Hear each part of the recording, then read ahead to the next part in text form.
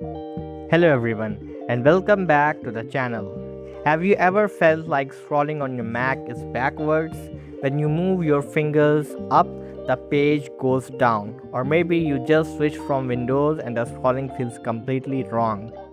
The good news is that changing the scroll direction on a Mac only takes a few seconds. In this video, I will show you exactly how to change the scroll direction for your trackpad or mouse, and I will also explain the difference between natural scrolling and traditional scrolling. Let's get started. First, click on your Apple menu here.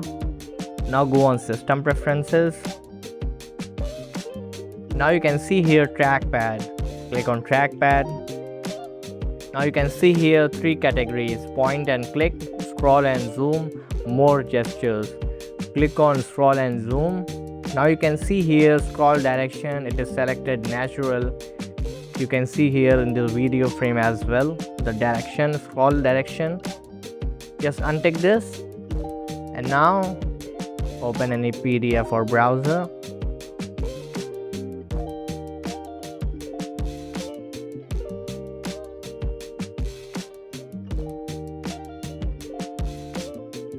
Now you can see here I am scrolling my finger backward and it is going downwards, you can see. But when I take this and I am moving my fingers backward and it is going upwards.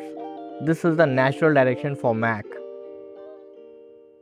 If you prefer the traditional Windows style scrolling, simply turn off the natural scrolling and you can immediately test the new scrolling direction. Okay, here's something many Mac users don't know. By default, macOS uses the same scroll direction for both your trackpad and mouse. So if you change it for one device, it may affect the other as well.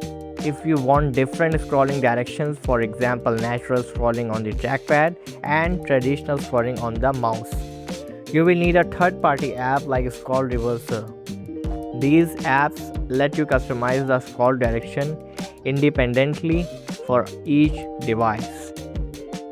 Okay, you can test here as you can see. And that's how you can easily change the scroll direction on your Mac, whether you prefer Apple's natural scrolling or the traditional Windows style scrolling. You can switch between them anytime in system settings. If this video helped you, don't forget to like the video, subscribe to the channel and turn on notifications for more Mac tutorials. Thank you for watching.